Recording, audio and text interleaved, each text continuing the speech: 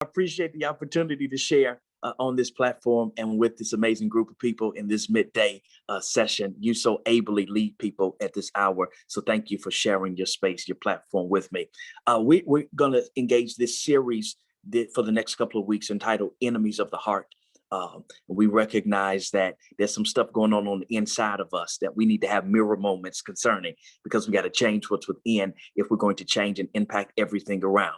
I laid for you the foundational scripture of Jeremiah chapter 17, verse number 9, dealing with the heart and the wickedness of the heart. And we recognize that the heart is a mysterious, wonderful, yet confusing part of us that enables us to love, to laugh, to fear, and to experience life. And we've been taught to monitor our behavior. That's how I was kind of trained growing up, got in trouble if behavior was out of order. But very rarely do I recall being encouraged to monitor my heart. Of course, from a health dynamic, we understand you can get an EKG and all of that. But how do we monitor our heart from a spiritual perspective and a spiritual lens? And that's what we're going to dig in today, because there are four primary enemies of the heart that will poison our relationships, poison our faith, and our character. And we want to make sure that those areas of our lives are intact, and so that we can adequately represent God and function as Christ's hands and feet while we're here on earth. These four things, these four enemies that I need us to be aware of are guilt, anger, greed, and jealousy. Guilt, anger, greed, and jealousy. If you're not guilty of all four, at least one of these is in your bucket that we're going to discuss today. And what aids these enemies in our heart to continue to grow and have strength and power is that secrecy becomes their greatest ally. These issues that we often deal with, we're not bragging and boasting, hey, I'm a jealous person, I'm a greedy person, I got anger issues, I'm a guilty person. No, we stuff that stuff in and hide it and allow our halos to hover over our horns, and don't allow some of this negative stuff that's on the inside of us to come forth and to come out. And because secrecy is an ally of these issues, these enemies of our heart, these enemies in our heart gain strength in these dark places in our life, and they end up growing in power and in influence. So if you've not dealt with this, and you in your 50s and 60s, you got 50-year-old, 60-year-old jealousy that's been rotting on the inside of you, stinking for a long time. And we're going to try to get rid of this stuff over the next couple of weeks that we share together. Now, root cause analysis. I'm a project manager, for those who don't know, got that PMP certification behind my name.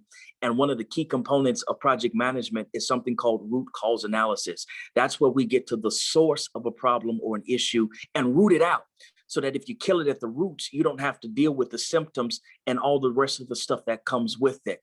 And practically, from a root cause analysis perspective, every conflict and relational wound that we have all experienced can be traced back to one of these four: guilt, anger, greed, or jealousy. And we'll unpack that as we flow through the lesson today. We're so often focused on dealing with the symptoms of issues that we very rarely get down to the source. And again, I want to get to the source so we can kill it at the root, deal with it there, and we don't have to worry about all the other stuff that comes out of these four areas of enemy that are within our heart: guilt, anger, greed, and jealousy. All of these result from a debt to debtor dynamic that always causes an imbalance in any relationship. Think about the people that owe you money. There's an imbalance in that relationship. Think about the people you owe money to. Imbalance in that relationship. Somebody is lording over, in essence, the other. And so owing or being owed money, no matter what the debt is, there's always going to be a cloud over that relationship. It's always going to hover over in your mind. They owe me something, or I owe them something. And as long as that debt is unpaid or it's unforgiven, the debt then governs that relationship and becomes a filter for everything. Come on, y'all used to be cool. Y'all were BFFs. Y'all were on the phone with each other all the time, hanging out, going to the boat on the weekends together. But then, they got in trouble at the boat and you had to loan them a little extra, and they ain't paid you that extra back. And it's been a little while. And every time you see them, you kind of look at them funny. That debt now creates a filter through which you see them and experience them. Them kids that you loaned the money to that ain't paid you your money back, and they got their stimmy, and they got their tax return, and they got a little PPP money, and they ain't give you your money back. And now you looking at them funny. You don't want to babysit the grandkids because they owe you something.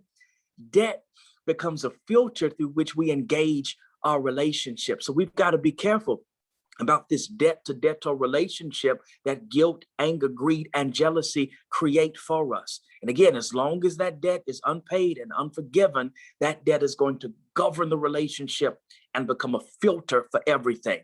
This is why you're still mad at your cousin from 20 years ago, because they still owe you something and y'all can't get along at the family reunion. This is why there's baby mama drama with baby daddy, because there's a balance on that child support.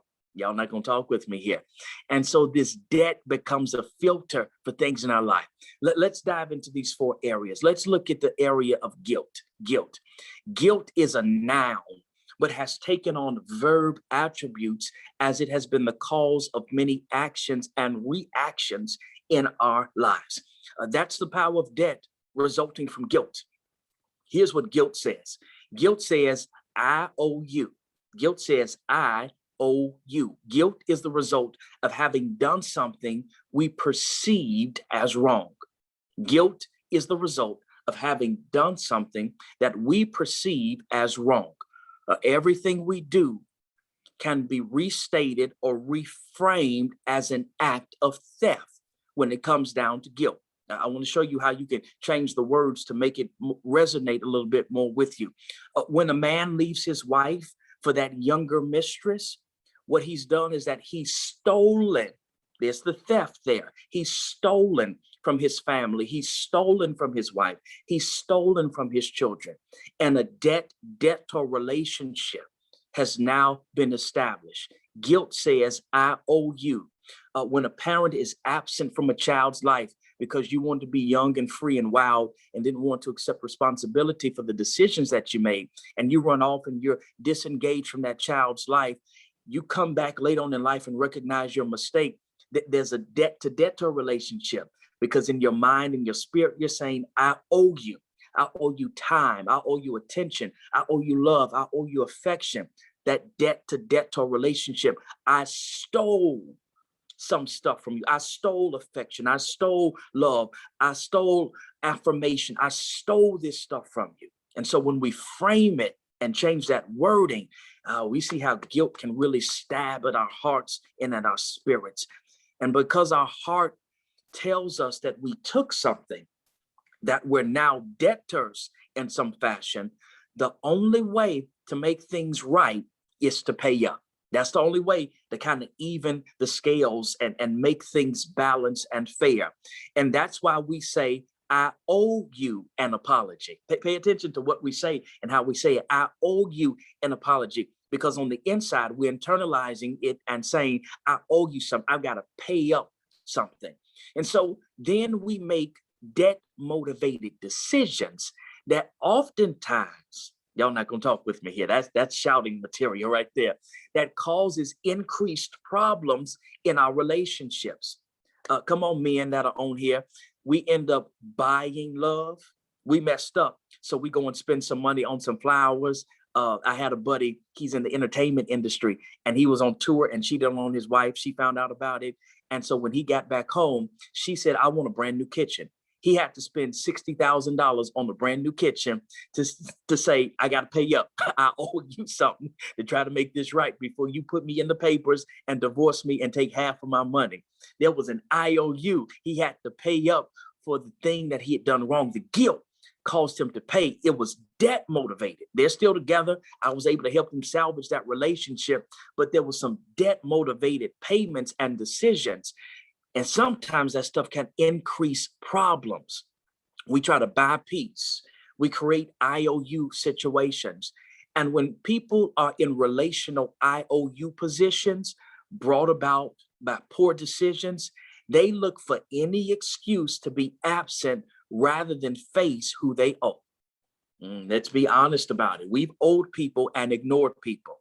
That's why some of y'all were upset when Pastor said, we're going to make everybody sit together and you can't sit in your own section where you want to be because you were then forced to sit in a section with somebody that you owed some stuff, and you had to cross over them and walk past them and look at them. Whereas before you was hiding out in the 200 section and they was in the 100, and now y'all had to be in close proximity because we create these IOU situations and we use that instead of being mature and honest and forthright. I can't do it right now. Can I set up a payment plan? Can I work towards rebuilding trust and relationship? We just run and hide, always busy, can't never answer the phone. I'm in a meeting, you're lying. You sitting at home Netflixing and chilling. Answer the phone and have a conversation with me about what you owe me. We do all of this stuff to run and hide and avoid when we're in these IOU situations. Proverbs 22, verse number 7, read it in your leisure. It reminds us that authority belongs to those who are old. Again, I talked about the imbalance in relationship when there's a debt that's owed. And Proverbs 22:7 backs this thing up. Authority belongs to those who are old. I bring this up because it's also important to realize and recognize that this applies to moral authority too. See, we lose ground in being able to address some issues in other people's lives when we're guilty of the same offense. I think the old people used to say it like this: it's hard hitting a straight lick with a crooked stick, something to that effect. Some of y'all from back in that day, y'all know what I'm talking about. It's difficult to get somebody else straight when you ain't got yourself straight in that place, to have a testimony that will help to reinforce the straightening out that you seek to do. So that's why for some of you, it's difficult when you see some of the dynamics in your child's relationship with your grandchildren. It's hard to check them and get them together because you remember that you messed up in the same area and you never made amends for messing up in the same area. And now it's a bit hypocritical for you to try to check them and get them together when you never got yourself together or even apologize for making the error and the mistake. And so authority belongs to those who are old. Nothing less than paying the debt will relieve a guilty heart of his burden of guilt.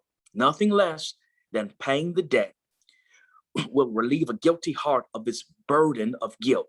So I want us to stop trying to work it off, serve it off, pray it off, give it off. No, you got to pay the debt off, or the debt has to be canceled by the person that it's owed to for you to experience real relief. That's guilt.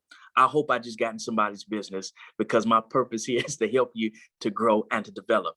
Not only do we look at guilt, we want to look at this second area of anger. Anger is another enemy of the heart. Anger says, you owe me. Anger says, you owe me. Anger is the result of not getting something that we want. In essence, someone owes us. And also note, let me parenthetically pause here and drop this in, because again, Reverend Yvette knows bad theology goes around and people have been told some crazy stuff in church. And some of us have been told that to be angry is to sin. No, that's a human emotion that all of us deal with. God, in fact, if you read through the Old Testament, oh man, God had some anger stuff going on. And so we're made in God's image. It's an emotion. There's nothing wrong. Being angry can lead us to the place where we commit some sins, but being angry in itself is not a sin. I just want to put that out there to clear up any bad theology that anybody may have been experiencing over the course of their walk along this Christian journey. Let me get back to this point of anger. Anger says, again, you owe me. And what we want actually may include what we deserve. What we want may include what we deserve. This again proves that anger isn't necessarily a bad thing. We want equal rights. We want justice to be served in this Derek Chauvin trial. We want equal pay regardless of gender, sex, race, all of that stuff. We want some stuff, and we're angry that we haven't gotten it. And it's right to have anger and righteous indignation. There's nothing wrong with that. But the root of anger is the perception that something has been taken, that something is owed you, and now a debt to debtor relationship has once again been established. If you show me an angry person, I'll show you a hurt person. Show me an angry person, I'll show you a hurt person. They're hurt because something has been taken or someone owes them something. And while it's easy to believe that the only remedy for our anger is payback, and listen, I can talk about this because there's some people that have done some stuff, taken some stuff, and they better be glad that I don't see them, that we live in different states, that we don't, our paths don't cross. I'm a good shot. If y'all follow my Facebook page, I'll show you time to time I'm at the gun range. I can hit moving targets and still targets very well. And so it's a good thing that we don't live in the same place, because if I see him coming, a little buckshot, I'm gonna treat them like I treat them rabbits that's running. Let me get back to the lesson. My point is, a lot of us want payback as it relates to our anger. But the irony is that in most cases, that perceived debt can never be paid. Some of the stuff that people have done to us and we won't pay back for it, there's no way, shape, form, or fashion that they could ever pay us back. That absent parent can't give you back the time and the years that they were not in your life. I don't care what they do, how hard they try. You can't hit the rewind button in life like that. The good years of your life that you feel your ex-spouse took from you, they should just left you alone. I was in my prime. They could have just gone on and left me. You can't get them good years back. You better enjoy the years you got right now and make them good. Your innocence, your purity, your virginity that somebody stole from you in an aggressive attack against you as a young, vulnerable child, you want the payback. You want that back. But that person that owes you it, they can never give it back to you. And people spend so much of their lives wanting for debts to be paid that cannot be paid. And the opportunity to make things right, it's actually gone. Yet the anger remains. And in many cases, it spreads and it intensifies. You see, I told us in the beginning that secrecy is fuel for all of these enemies of our heart. And anger for many of us has remained a secret. And because we don't deal with it, it grows tentacles and it begins to impact other relationships and other areas of our lives. And the crazy thing about anger is that it refuses to remain focused and isolated. And we end up at a certain point thinking that everybody owes us. Teacher Bonnie, I'm sure you've come across some of them people that they just mad at everybody about everything. And you, the nicest teacher that we got at Salem, and they just come in your class angry and mad. And you're like, what's wrong with you? I ain't done nothing to you, but try to help you. It's tentacles from other stuff, from that anger being suppressed and not dealt with. Anger, it grows in strength. It gains strength in secrecy. And here's the thing about anger. Exposing it is painful and powerful at the same time.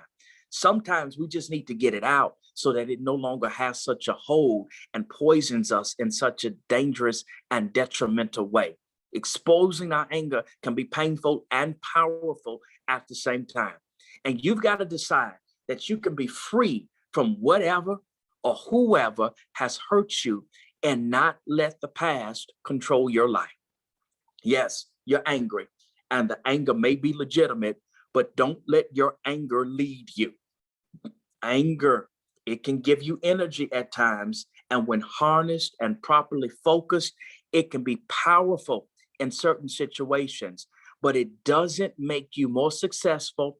It doesn't make you more effective to be angry. And so just like guilt, anger will damage our relationships because it will alienate us from other people. Nobody want to be around you and you a volcano blowing up all the time, every time, over every little thing. And here's the crazy part. We got to get this in our head.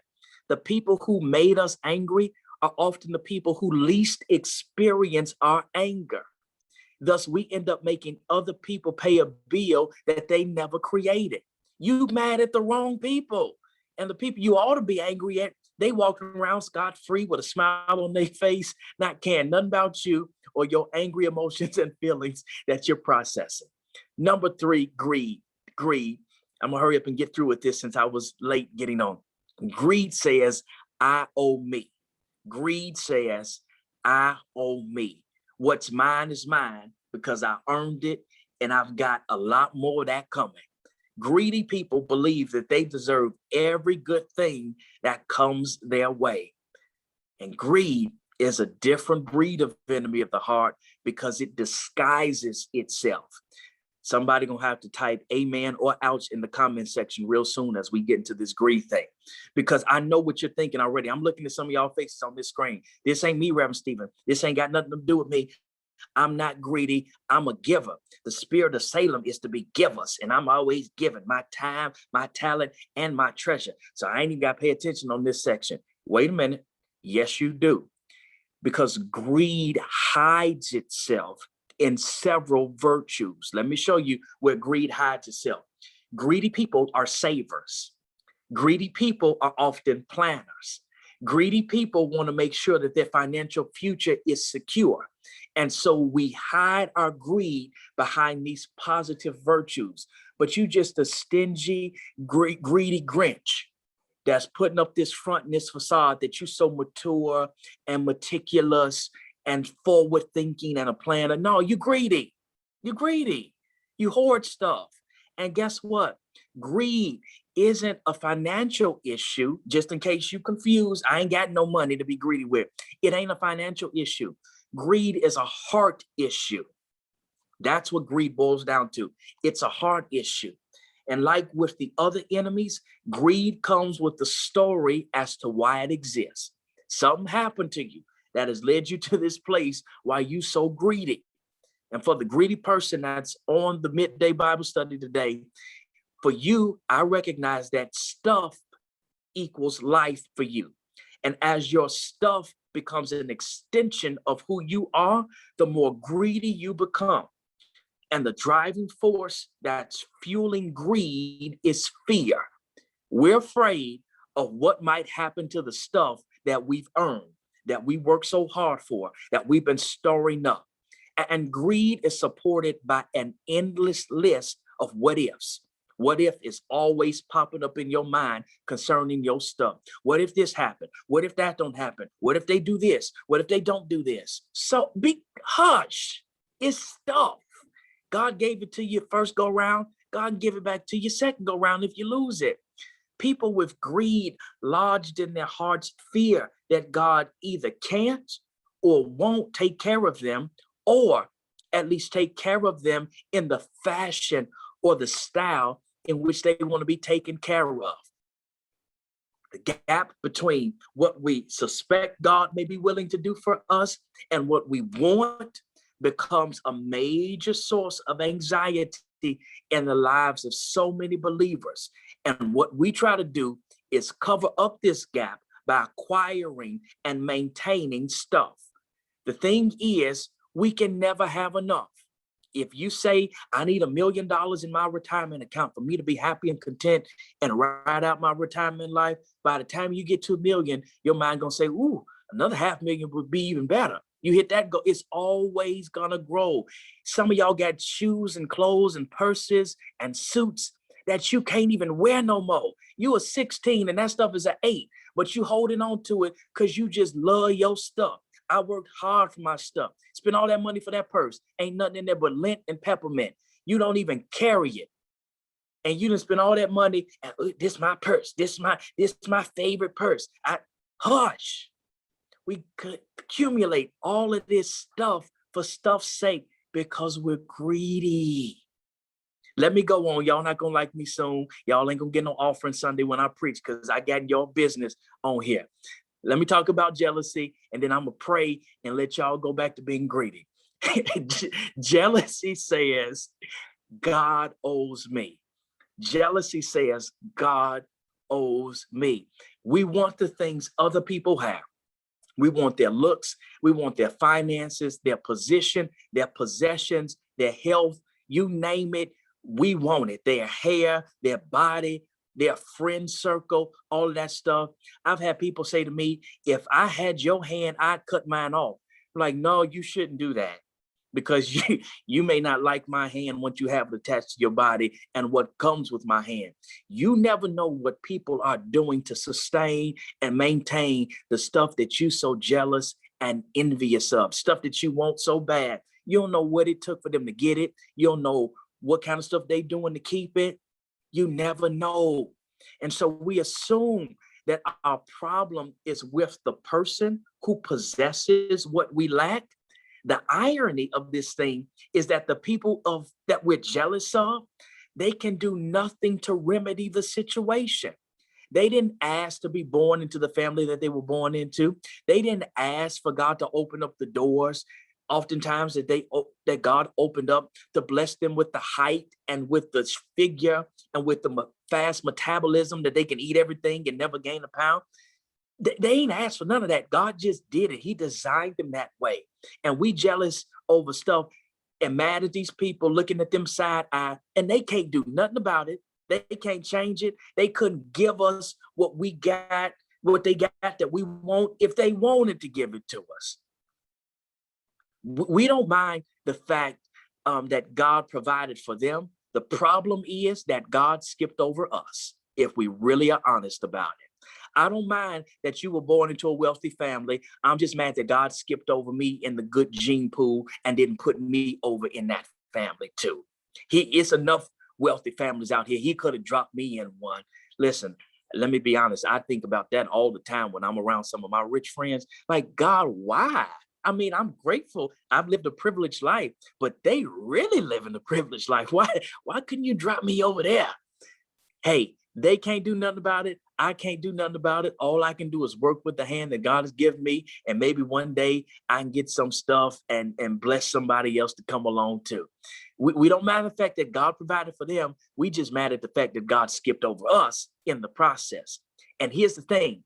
Our problem is with the Creator, yet our jealousy rarely surfaces in our interactions with God. We ain't bad enough to get in God's face and look at God's side eye. We'll do it to the other human being, that horizontal relationship, but we ain't taking that same energy into that vertical relationship. Some of us know better. We got a little bit more sense